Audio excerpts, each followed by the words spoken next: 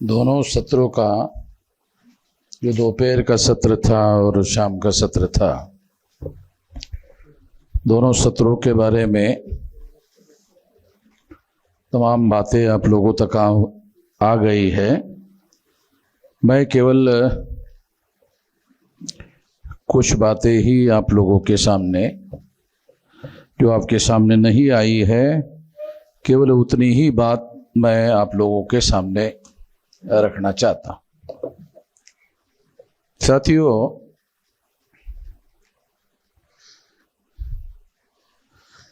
आज़ादी के आंदोलन में एक महत्वपूर्ण बात है, जिसे ये जो दोनों विषयों को समझने के लिए वो बैकग्राउंड समझना बहुत ज़रूरी है। आज़ादी के आंदोलन को चलाने वाले कांग्रेस के जो भी नेता लोग थे, चाहे गांधी हो चाहे नेहरू हो, वो आज़ादी की बात करते थे, अंग्रेजों के गुलामी से आज़ादी की बात करते थे।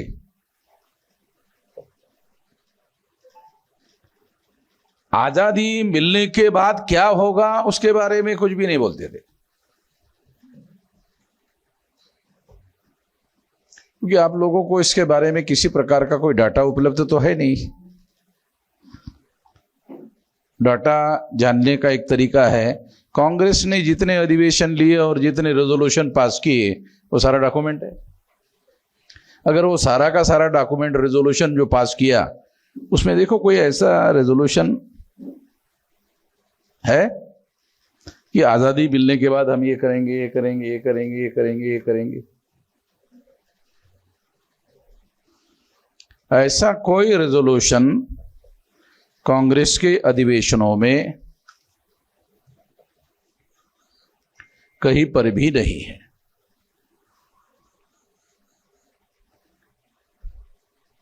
फिर एससी एसटी ओबीसी के लोग इतनी भारी संख्या में गांधी और कांग्रेस के समर्थन में क्यों खड़े हुए? एक सवाल है।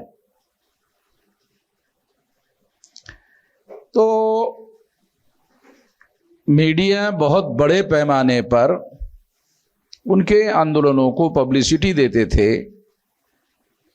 और उससे देश में ये माहौल बनाया जाता था कि सारी समस्याओं की जड़ अंग्रेज है, अंग्रेज अगर चले गए तो सारी समस्याओं का समाधान हो जाएगा। ये माहौल बनाया जाता। तो इस माहौल की वजह से सारे एससी एसटी ओबीसी माइनॉरिटी के लोग जो है उसमें शामिल होते थे। मुसलमानों के नेता सतर्क थे, उसी सतर्कता की वजह से पाकिस्तान बना। अब पाकिस्तान बनने की वजह से ब्राह्मणों को पाकिस्तान में कुछ करने का कुछ कारण रहा नहीं।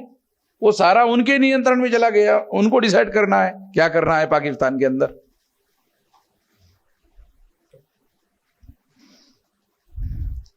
यानी मुसलमानों का जो आंदोलन है, मुसलमानों को जो नेता है वो सतर्क थे और इसकी वजह से उनके पास उनके भविष्य का फैसला लेने का अधिकार उनके पास आ गया। तो आजादी के आंदोलन में नेतृत्व करने वाला दो आदमी हैं। पहले नंबर का गांधी जी और दूसरे नंबर जवाहरलाल नेहरू। इसका मतलब है ब्राह्मण और बनिया, जो क्षत्रिय लोग थे उनके तो संस्थान थे, उनके तो राज था, वो तो ऐसे आजादी के आंदोलन में शामिल ही नहीं थे। 650 संस्थानिक राजा थे और उनके राज में उनके पास ही पावर था, बल्कि उनको मांगना पड़ता था। अगर रिजर्वेशन शाहू महाराज को मांगना है तो शाहू महाराज को मांगना पड़ता था, तो उनके पास पावर था।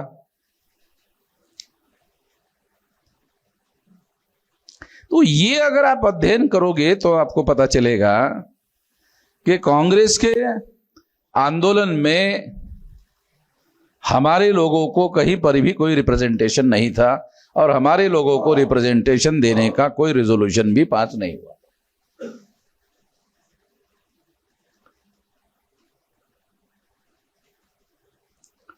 पहली बात मैं आपको बता रहा हूं। दूसरी बात, बाबा साहब अंबेडकर सतर्क थे कि आजाद भारत में हमारे लोगों को जब कांग्रेस के नाम पर ब्राह्मणों का कब्जा होगा तो अंग्रेज का राज चला जाएगा, ब्राह्मण का राज आएगा। तो रिकॉर्डेड स्पीच है बाबा साहब अंबेडकर का कि अगर अंग्रेज जाने के बाद ब्राह्मण का राज आ गया तो ज्यादा बुरा होगा। ये रिकॉर्डेड बातें हैं राउंड टेबल कॉन्फ्रेंस की। तो बाबा साहब अंबेडकर सतर्क थे और बाबा साहब अंबेडकर सतर्क होने की वजह से उन्होंने अंग्रेज जाने के पहले, ये भी रिकॉर्ड अवेलेबल है कि उनको बाबा साहब अंबेडकर अंग्रेजों को कहते थे कि आपके जाने के पहले पहले ये कर लो ऐसे शब्द प्रयोग है। आपके जाने के बाद कुछ नहीं होने वाला, आपके जाने के पहले पहले ये कर लो।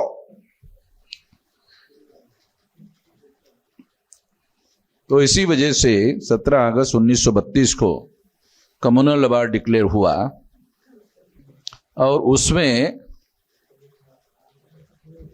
कम्युनल अवार्ड में सेपरेट इलेक्टोरेट की मांग बाबा साहब अंबेडकर ने की थी, वो मांग मंजूर हो गई।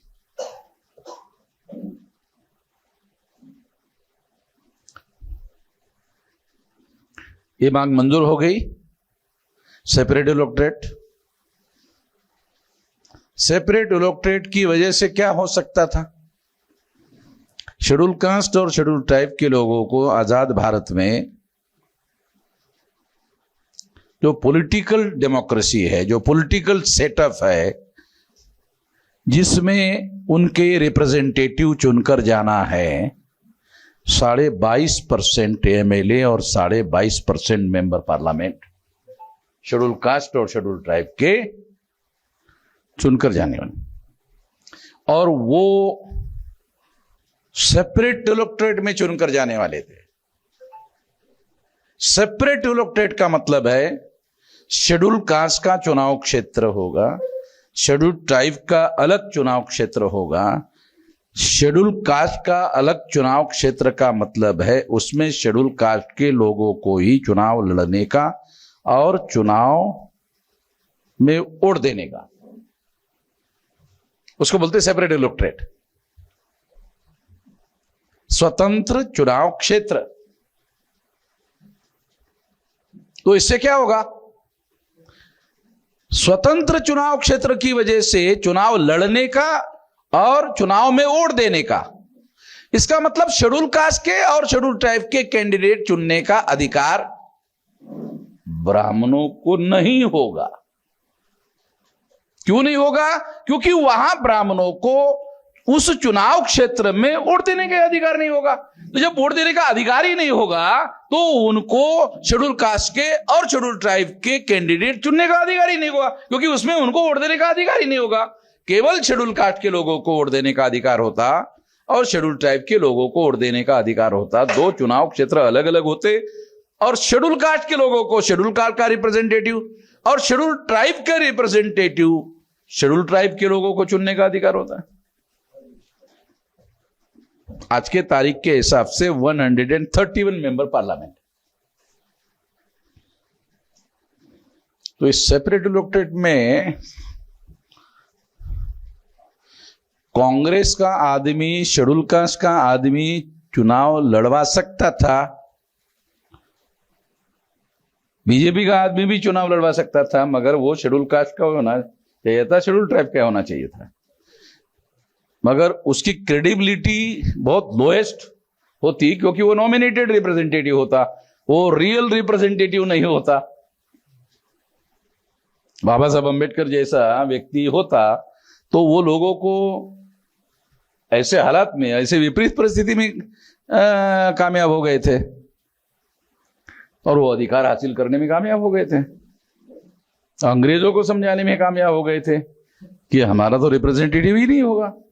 तुम कहते हो कि ये तो हम लोग डेमोक्रेसी आएगी और तुम लोगों को उसमें अधिकार होगा, ये तो हमको तो कुछ होने वाला ही नहीं है।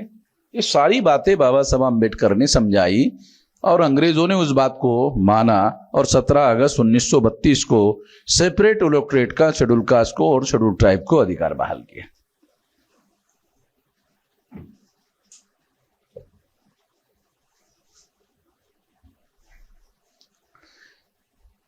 कांग्रेस का नेतृत्व कौन कर रहे थे? गांधी जी कर रहे थे। गांधी जी को बात समझ में आई। गांधी जी को लगा कि 22.5% पार्लियामेंट में हमारा तो आदमी नहीं चुनकर जाएगा कांग्रेस का, चाहे कितने भी लोकप्रिय हो, ये तो लोग इनके चुनकर जाएंगे। तो जब गांधी जी ने आमरण अनशन किया इसको खत्म करने के लिए, तो सरदार पटेल गांधी जी को समझाने के लिए गए कि गांधी जी क्यों खामखा अपना प्राण दे रहे हो, जान दे रहे हो, हैं? जाने तो छोड़ो। गांधी जी ने अपना जो हेल्पर था उसको कहा, सरदार पटेल बैरिस्टर है, उसको समझ में नहीं आ रहा है, जरा मुझे पीठ पर थोड़ा लोड है ना, लोड होता है वो, थोड़ा सा मेरे पीठ पीछे खड़ा करो, मुझे थोड़ा उठाकर बिठाओ। बेड पर वो पड़ा हुआ है गांधी, तो उसको उठाकर बिठाया जाता है। तो उधर सरदार पटेल कुर्सी पर बैठे हुए हैं, तो गांधी जी सरदार पटेल को कहते हैं, सरदार तुमको समझ में नहीं आ रहा है, जल्दी ही आजादी मिलने वाली है और तुम लोग सत्ता में होने वाले हो, पार्लियामेंट में तुम्हारी सरकार, ये लोग चलने नहीं देंगे। ये रहेंगे 22.5 ही, मगर सरकार तुम्हारी पार्लियामेंट में चलने नहीं देंगे, क्योंकि ये नॉमिनेटेड नहीं रहेंगे, ये रियल रिप्रेजेंटेटिव रहेंगे, ये नॉमिनेटेड रिप्रेजेंटेटिव नहीं रहेंगे। तो ये तुम्हारी एक भी बात पार्लियामेंट में मानेंगे नहीं, तुम्हारी पार्लियामेंट भी नहीं चलने देंगे। ये रिकॉर्डेड है, ये बातें जो मैं बता रहा हूं आप लोगों को, सारी बाबा साहब अम्बेडकर ने जो कहा ये सारी रिकॉर्डेड है। जब ये लड़ाई चल रही थी, बहुत इंपॉर्टेंट बात बता रहा हूं, ओबीसी के लोग क्या कर रहे थे? अभी ओबीसी का इश्यू आ गया। ओबीसी के लोग क्या कर रहे थे? तो शेड्यूल कास्ट और शेड्यूल ट्राइब को जो सेपरेट इलेक्टोरेट मिला, उसे खत्म करने के लिए गांधी अब आमरण अनशन कर रहे थे और ओबीसी गांधी जी के समर्थन में थे। यानी ये जो separate electorate schedule caste schedule tribe को मिला, ये खत्म करना चाहिए। ओबीसी गांधी जी के समर्थन में खड़े हो, क्योंकि नेतृत्वहीन थे, उनका तो कोई नेता था नहीं, गांधी जी ही उनके नेता थे। धर्म की जो अफूज चला रहे थे, तो उसका प्रभाव उस समय ओबीसी के ऊपर था, तो वो गांधी जी को ही अपना नेता मानते थे। तो ओबीसी ने शेड्यूल कास्ट शेड्यूल ट्राइब के सेपरेट इलेक्टोरेट खत्म करने के लिए गांधी के समर्थन में खड़े हो गए। परिणाम था सेपरेट इलेक्टोरेट शेड्यूल कास्ट और शेड्यूल ट्राइब के खत्म हो गए।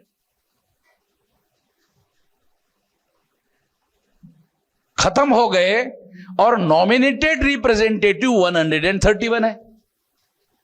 ये नॉमिनेटेड रिप्रेजेंटेटिव जो शेड्यूल कास्ट शेड्यूल ट्राइब के है, ये भी बीजेपी और कांग्रेस का समर्थन कर रहे हैं ओबीसी के विरोध में। आज के तारीख में जिन ओबीसी के लोगों ने गांधी जी को ये सेपरेट इलेक्टोरेट खत्म करने के लिए समर्थन दिया, ओबीसी के लोगों ने, वो ओबीसी के लोगों की गिनती नहीं होनी चाहिए, इसके लिए शेड्यूल कास्ट शेड्यूल ट्राइब के 131 मेंबर पार्लियामेंट जो है, जो बीजेपी के द्वारा चुनकर आ रहे हैं, जो कांग्रेस के द्वारा चुनकर आ रहे हैं, जो ओबीसी की वजह से सेपरेट इलेक्टोरेट खत्म होने की वजह से कांग्रेस और बीजेपी से चुनकर आ रहे हैं, वो कांग्रेस और बीजेपी से चुनकर आने वाले शेड्यूल कास्ट और शेड्यूल ट्राइब के एमपी ओबीसी की गिनती करने का विरोध कर रहे हैं। अभी समझ में आ रहा है क्या बोल रहा हूं? हाँ, कुछ समझ में आ रहा है क्या बोल रहा हूं? ये थोड़ा थोड़ा क्रिटिकल है समझने के लिए। उल्टा करो, वो सेपरेट इलेक्टेड खत्म नहीं होता, अभी खत्म हो गया तो कांग्रेस के टिकट पर चुनकर आ रहे, बीजेपी के टिकट से चुनकर आ रहे, तो बीजेपी जो फैसला कर रही है वो शेड्यूल कास्ट और शेड्यूल ट्राइब के लोग कांग्रेस का और बीजेपी का समर्थन कर रहे हैं। इसका मतलब है ओबीसी की जाति आधारित गिनती के विरोध में खड़े हो रहे हैं, क्योंकि वो रियल रिप्रेजेंटेटिव नहीं है, ये शेड्यूल कास्ट शेड्यूल ट्राइब के वो नॉमिनेटेड रिप्रेजेंटेटिव है। उल्टा करो, अगर वो सेपरेट इलेक्टोरेट में सेपरेट होते तो वो बीजेपी से चुनकर नहीं आते, वो कांग्रेस से चुनकर नहीं आते, वो शेड्यूल कास्ट और शेड्यूल ट्राइब की पार्टियों के तरफ से चुनकर आते। तो वो ब्राह्मणों को और ब्राह्मणों की ताकत को मजबूत करने के लिए अपना समर्थन क्यों देते? ओबीसी के समर्थन में खड़े हो जाते कि ओबीसी की गिनती होना चाहिए, जैसे मैं स्वतंत्र हूं और मैं ये कह रहा हूं गिनती होनी चाहिए, तो वो तो मेरे से ज्यादा ताकतवर होते, वो 131 होते, पार्लियामेंट के अंदर होते, वो ज्यादा ताकतवर होते। बाबा साहब अंबेडकर तो संविधान सभा में अकेले थे, उस समय तो 22.5% होते।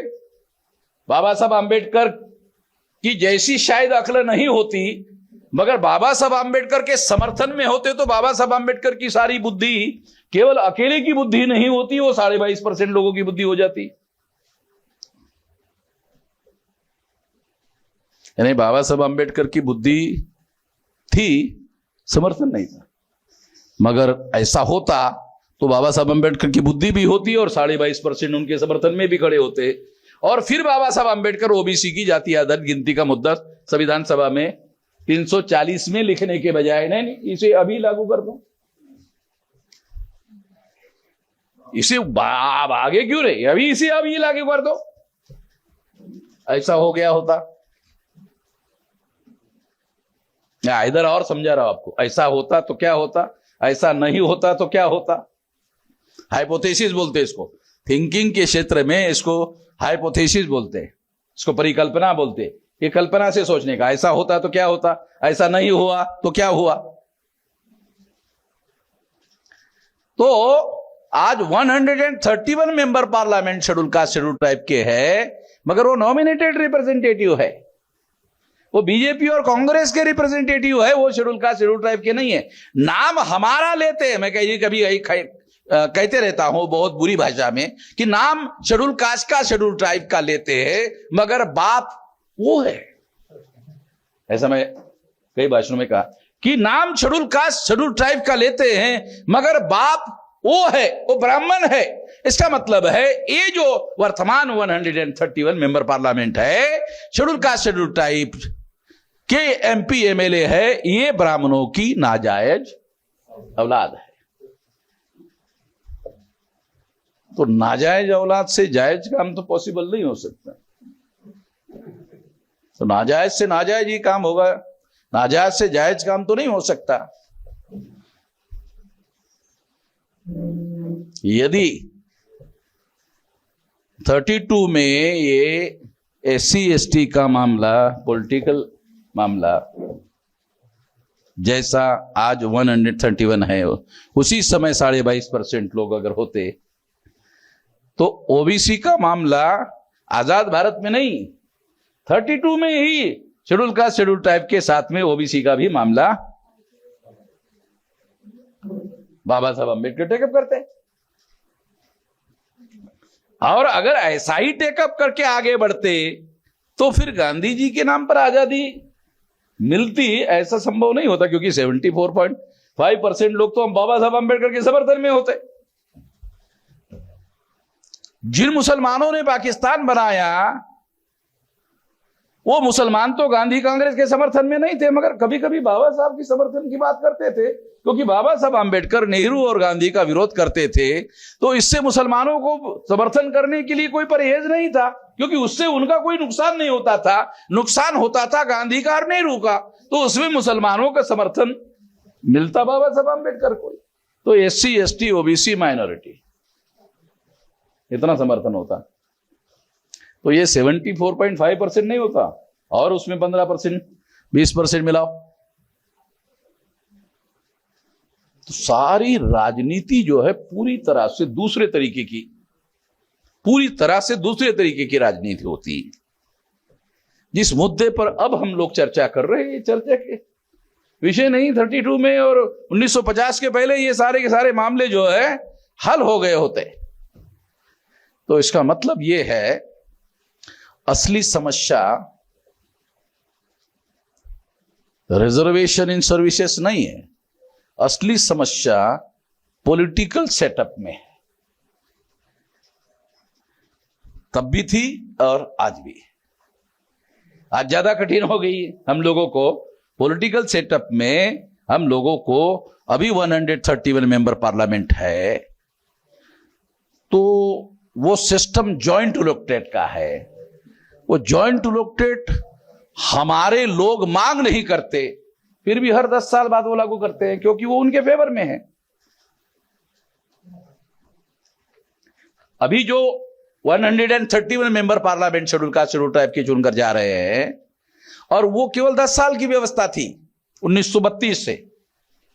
अब 2032 तक 100 साल हो जाएंगे। वो केवल 10 साल की व्यवस्था थी। बाबा साहब अंबेडकर ने 10 साल के लिए मांगा था। ये लोग हर 10 साल बाद एक्सटेंशन क्यों कर रहे, जबकि हम मांग ही नहीं कर रहे। अच्छा, बाबा साहब अंबेडकर तो जीवित है ही नहीं, वामन मिश्रा मांग कर नहीं रहा है। अभी तो कम से कम मैं हूं, और मैं कोई रेजोल्यूशन तो पास नहीं कर रहा हूं, बोलने को तो छोड़ो। मैं कागज में भी कोई डिमांड नहीं कर रहा हूं कि इसको जारी रखो, ये दलालों और बड़ों की व्यवस्था को बरकरार रखो। ऐसा तो कोई मेरी डिमांड है नहीं। बल्कि मेरी ये डिमांड जरूर है कि इस व्यवस्था को खत्म करो। खत्म नहीं कर रहे, क्योंकि उनको लगता कि इससे इन लोगों का कोई रिप्रेजेंटेशन पार्लियामेंट में नहीं होगा, क्योंकि सेपरेट इलेक्टेड भी नहीं होगा, जॉइंट इलेक्टेड भी नहीं होगा। दोनों स्थिति में इनका रिप्रेजेंटेशन ही नहीं होगा। अगर इनका कोई रिप्रेजेंटेशन ही नहीं होगा तो इनका विशाल जन आंदोलन बगैर किसी समय दौड़ते खड़ा हो जाएगा। अरे समझ में आया? पोते समझ में आ रहा? जब ये विशाल जन आंदोलन होगा तो फिर इस विशाल जन आंदोलन से ओबीसी कैसे बाहर रहते? क्योंकि वो भी तो दुखी रहते, उनकी भी समस्या का समाधान करना था। तो एससी, एसटी, ओबीसी और माइनॉरिटी, ये सभी लोगों का आंदोलन आजाद भारत में हम लोग खड़ा करने में कामयाब हो जाए। अभी इतना आसान नहीं है, क्योंकि जॉइंट इलेक्टोरेट वो ना मांगने के बावजूद भी वो जारी रख रहे। क्योंकि इससे क्या होता है, दलाल और भड़वे क्यों ना हो, मगर शेड्यूल का शेड्यूल ट्राइब में बनने के लिए बहुत लोग तैयार है। बोलते चलो यार, भागते भुगते की लंगोटी ठीक है, कुछ नहीं तो कम से कम हाँ पावर नहीं तो पोजीशन ही मिलेगा। एमपी साहब, एमपी साहब, एमपी साहब, एमपी साहब, चलो साला इतना ही बोलने नहीं देंगे पार्लियामेंट में, मगर हमारे एससी, एसटी, ओबीसी के लोग एमपी साहब, एमपी साहब, एमपी साहब ऐसा तो बोलने वाले होंगे। तो ये पॉलिटिकल सिस्टम, ये मामला फंसा हुआ है। अगर ये मामला हल होता, मान लो ये मामला हल होता, तो रिजर्वेशन कितना परसेंटेज होना चाहिए एडमिनिस्ट्रेशन में, उसका मेरिट क्या होना चाहिए, उसका मेरिट ये होना चाहिए और वो होना चाहिए, वो सारा का सारा डिसाइडिंग फैक्टर तो हमारे हाथ में होता है। हम डिसाइड करते।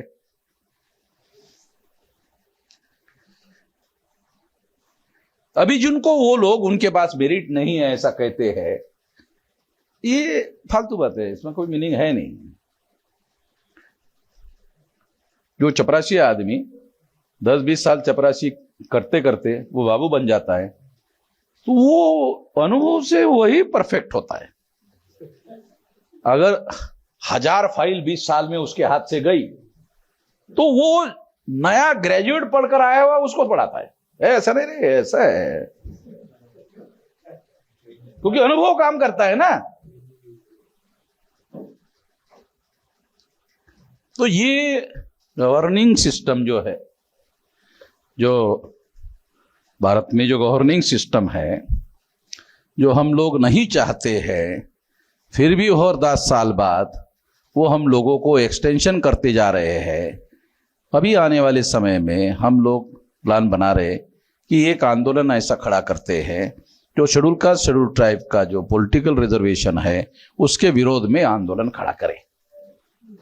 तो उससे क्या होगा, बोलना पड़ेगा ना, वो जो आंदोलन खड़ा करेंगे उनको, भाई इनसे दलाल और भड़वों की व्यवस्था कैसे चुनकर आती है। तो ये बाबा साहब अम्बेडकर का ये लिखा हुआ है कि टूल एंड स्टूज, ये शब्द अंग्रेजी के, what Gandhi and Congress have done to untouchable, ये शब्द उनके ही है। Tool and stooge, agent of the caste Hindu, यानी ब्राह्मणों के दलाल और बड़वे। एजेंट का मतलब दलाल और बड़वे। ये बाबा साहब अम्बेडकर ने अंग्रेजी में लिखा हुआ है कि ये जो एमएलए एमपी है, ये मैं नहीं कह रहा हूं, ये शब्द agent of the caste Hindu. Caste Hindu का मतलब ओबीसी नहीं है, कास्ट हिंदू का मतलब ब्राह्मण।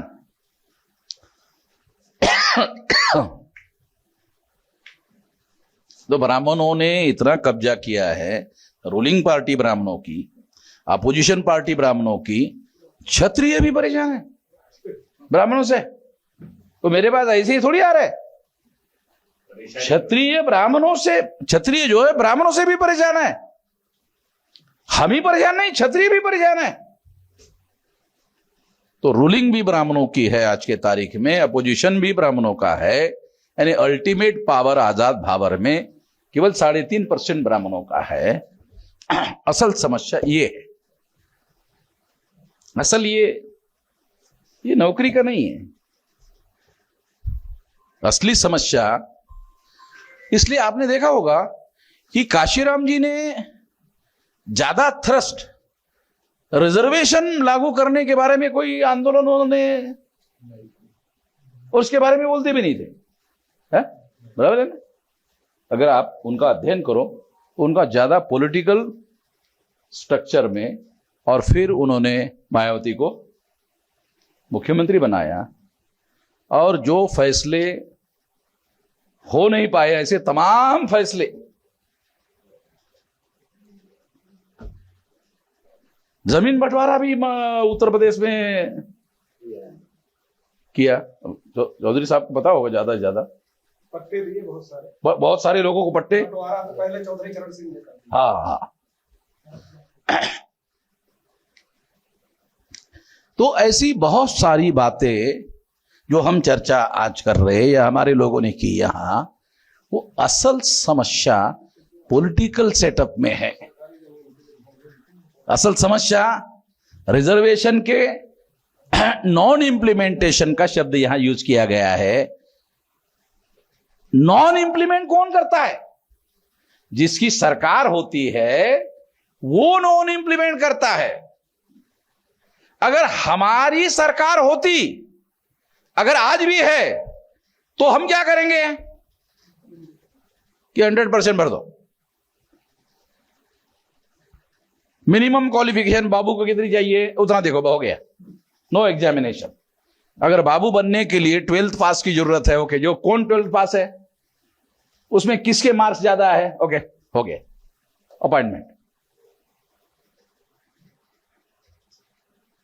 और एक रूल बनाओ कि उसको 2 साल ट्रेनिंग करना होगा। कोई हाई कोर्ट में जाएगा? पहले ही फैसला करो, 2 साल ट्रेनिंग लेगा। अब 2 साल के बाद तो वो ऐसा बाबू बन जाएगा, वो बाबू की नौकरी रहेगी। तो ये सारी बातें जिसकी सरकार होती है उसको फैसला करने का अधिकार होता है। तो असल समस्या सरकार है, असल समस्या सरकार है। तो असल समस्या रिजर्वेशन के इंप्लीमेंटेशन की असल समस्या जिसकी सरकार होती है वो इंप्लीमेंट करता है, और जिसकी सरकार होती है वो इंप्लीमेंट करता है। दूसरा है नॉन इंप्लीमेंट भी करता है। जिसकी सरकार होती है वो इंप्लीमेंट भी कर सकता है। अगर हमारी सरकार हुई तो 100% इंप्लीमेंट करेंगे, अगर पंडित की सरकार हुई तो नॉन इंप्लीमेंट करेगा। दोनों अधिकार है। तो असल समस्या सरकार की है। तो सरकार बनाने के लिए हमको संगठन खड़ा करना चाहिए, मास आंदोलन खड़ा करना चाहिए। Power is a product of successful struggle. अगर हम देश में बहुजनों का सक्सेसफुल आंदोलन करने में कामयाब हो गए तो हमारे लोगों को पावर मिलेगा, और पावर मिलने के बाद इंप्लीमेंट करेंगे तो हमारी सारी समस्याओं का समाधान होगा। इस दिशा में हम लोगों को 1930 तक 6-6.5 लाख गांव तक 15 लाख बूथ का संगठन खड़ा करो और आंदोलन को जन आंदोलन में रूपांतरित करो, तो सारा हमारे पास इंप्लीमेंटेशन करने का सारा अधिकार आएगा। ये काम हमको करना चाहिए। अब हम लोग हर हफ्ते वीकली ऑल इंडिया की हर डिस्ट्रिक्ट के 1-2 आदमी की 500 जिलों की हर हफ्ते मीटिंग करेंगे और साल में 52 बार मीटिंग करेंगे, और हर हफ्ते ये यही पूछेंगे कितने बूथ पर बनाए संगठन, तुमने कितने बूथ पर बनाया। तो हो सकता है महीने के 4 हफ्ते सुनता ही रहेगा, मगर 5वें हफ्ते में इंप्लीमेंटेशन शुरू हो जाएगा। और चूंकि वो जिले का ही आदमी है तो उसके जिले में उसको तहसील के यूनिट खड़ा करना है, और तहसील वालों को बोल देना है भी तुम्हारा बूथ लेवल का खड़ा करो, तो साल भर में हो जाएगा। बूथ लेवल का संगठन तहसील के आदमी को कहो तो साल भर में हो जाएगा। एक काम बूथ लेवल का संगठन खड़ा करवाने का, ये काम हम लोगों को कह रहे हैं, कहने से होगा नहीं तो क्या होगा। जिस तहसील के आदमी को इंप्लीमेंट करके बूथ लेवल का संगठन बनाना है, वो भाषण करेगा कि हमको बनाना है। शायद आप लोगों को थोड़ा समझ में आ रहा है, ज्यादा नहीं समझ में आ रहा, थोड़ा समझ में आ रहा है। जैसे मैं यहां भाषण कर रहा हूं कि बूथ लेवल का संगठन खड़ा करना होगा, वो सुनेगा तहसील वाला, वो भी अपने 100-50 लोगों की मीटिंग करके बोले बूथ लेवल का संगठन खड़ा करना होगा, करेगा नहीं। तो ये 4 बार हमको सुनना पड़ेगा उनको, और फिर बाद में उनके पिछवाड़े पे लात मारना पड़ेगा। अबे तेरे को कहने के लिए नहीं कहा, तेरे को इंप्लीमेंट करने के लिए, तेरे को जाने के लिए कहा। वहां तू अगर जाएगा तो तेरे नियंत्रण में जो 100 कार्यकर्ता है वो भी जाना शुरू करेंगे, और साल भर में ये सारा का सारा हो जाएगा। ऐसा करना होगा, ऐसा करने से ये होगा। तो मैं इस मौके पर इतना ही कहना चाहता हूं, बहुत ज्यादा लंबी बात करने का कोई मतलब है नहीं। धन्यवाद।